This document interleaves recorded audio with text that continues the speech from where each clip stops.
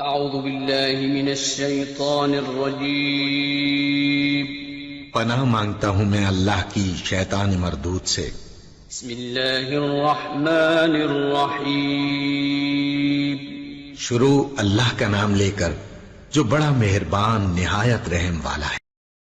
باطل کو مزین کرنا حق کی صورت دے کر، یعنی باطل کو حق بنا کے پیش کرنا، اور تحقیق صراحتاً بیان کیا شیطان نے اس بات کو، اس کے بعد کہ وہ لعنت کیا گیا اور اللہ کی رحمت سے دور پھینک دیا گیا۔ کہا رب بما اغویتنی، اے میرے رب بوجہ اس کے کہ تو نے مجھے گمراہ کیا، لأزینن لہم فی الارض، میں ضرور ان کے لیے زمین میں چیزوں کو اٹریکٹیو بناؤں گا، زینت دوں گا، وَلَأُغْوِيَنَّهُمْ أَجْمَعِينَ، اور ان سب کو بہکا کے لے جاؤں گا۔ یعنی واضح طور پر اس نے کہا تھا کہ میں لوگوں کو بری چیزیں خوشنما بنا کے دکھاؤں گا، گناہ خوشنما کر کے دکھاؤں گا، تاکہ ان کو گناہوں میں ملوث کر کے اپنا ساتھی بنا لوں، اور سب کے ساتھ یہ کروں گا۔ وَلَأُغْوِيَنَّهُمْ أَجْمَعِينَ، کسی کو نہیں چھوڑوں گا۔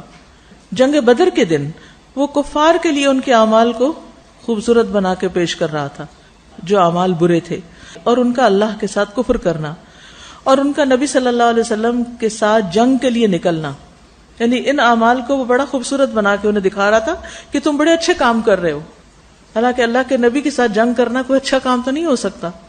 قال تعالی، اللہ تعالیٰ نے فرمایا وَإِذْ زَيَّنَ لَهُمُ الشَّيْطَانُ أَعْمَالَهُمْ، اور وہ وقت یاد کرو جب شیطان نے ان کے اعمال ان کو مزین کر کے دکھائے۔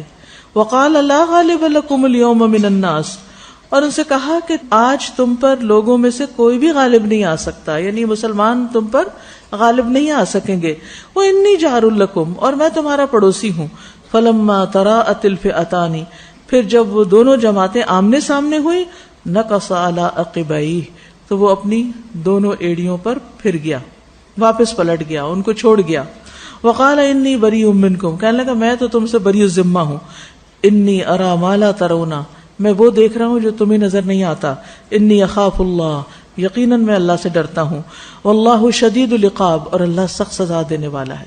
یعنی لٹرلی یہ ہوا تھا کہ شیطان نے کفار مکہ کو اس دن دھوکہ دیا تھا اور کہا میں تمہارے ساتھ ہوں، تمہاری مدد کروں گا، اور وہ انسانی شکل میں ان کی مجلس مشاورت میں آیا تھا اور ان کو خوب اکسایا، لیکن عین میدان جنگ میں ان کو چھوڑ گیا۔ وقال تعالی، اور اللہ تعالیٰ کا فرمان ہے فی شأن قسوۃ القلوب، دلوں کی سختی کے معاملے میں، فلولا اذ جاءہم بأسنا تضرعوا، پھر کیوں نہ ایسا ہوا کہ جب ان کے پاس ہمارا عذاب آیا تو وہ عاجزی کرتے، زاری کرتے۔ ولیکن قست قلوبہم، لیکن ان کے تو دل ہی سخت ہو گئے تھے۔ وزین لہم الشیطان ما کانوا یعملون، اور شیطان نے ان کے لیے ان کے اعمال جو وہ کرتے تھے ان کو مزین کر دیا تھا۔ تو اللہ سبحانہ وتعالیٰ کی طرف سے جب کوئی تکلیف آزمائش آتی ہے تو وہ اس لیے آتی کہ انسان اللہ کی طرف جھکے، آہوزاری کرے، دعائیں کرے، توبہ کرے، اس کی طرف پلٹ جائے، رجوع کرے۔ لیکن جس کا دل سخت ہو اس وقت وہ سمجھتا ہے میرے ساتھ زیادتی ہو رہی ہے، اب میں تو نماز بھی نہیں پڑھوں گا، اب تو میں دعا بھی نہیں کروں گا، اب تو میں اللہ کی کوئی بات ہی نہیں مانوں گا۔ تو یہ سنگ دل لوگوں کا کام ہے، حالانکہ اللہ تو کیا چاہتا تھا کہ اس تکلیف کی وجہ سے ہی وہ پلٹ آئیں، لیکن شیطان نے ان کو اس وقت بھی نہیں پلٹنے دیا، ورنہ تکلیف کے وقت تو ہر انسان کا دل کسی نہ کسی حد تک نرم ہو ہی جاتا ہے۔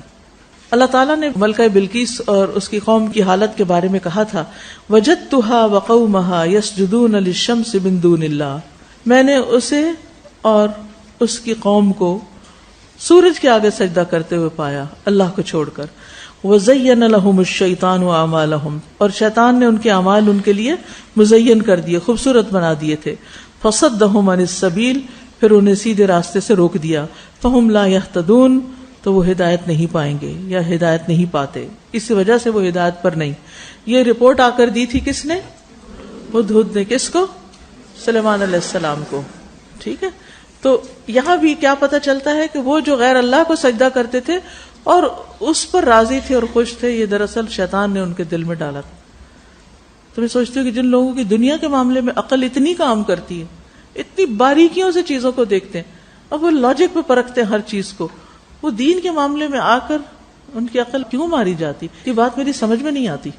انا یؤفکون، قرآن کہتا ہے نا بار بار، کہاں سے پھیر دیے جاتے ہیں، کہاں سے ان کے سر گھوم جاتا ہے۔ اور وہ اس کام کو برا نہیں سمجھتے بلکہ شیطان ان کے لیے اس کو مزین کر دیتا ہے.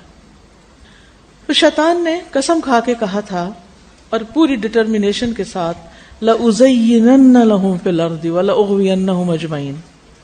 پھر اسی طرح سورۃ فصلت میں آتا ہے وَقَيَّضْنَا لَهُمْ قُرَنَاءَ فَزَيَّنُوا لَهُمْ مَا بَيْنَ أَيْدِيهِمْ وَمَا خَلْفَهُمْ. ہم نے ان پر کچھ ایسے ہم نشین مسلط کر دیے ہیں جو آگے سے اور پیچھے سے ان کے لیے ان کے کام خوشنما کر کے دکھاتے. اور اس طرح کی بہت سی آیات قرآن مجید میں ملتی ہیں کہ کس طرح شیطان انسان کے لیے برے کاموں کو مزین کر کے انہیں اللہ کے راستے سے روک دیتا ہے. یا پھر وہ کہتا ہے کہ یہ تمہارے آباء و اجداد کا طریقہ ہے اور آباء و اجداد بہت سمجھدار تھے لہٰذا ان کے طریقے کو نہ چھوڑو.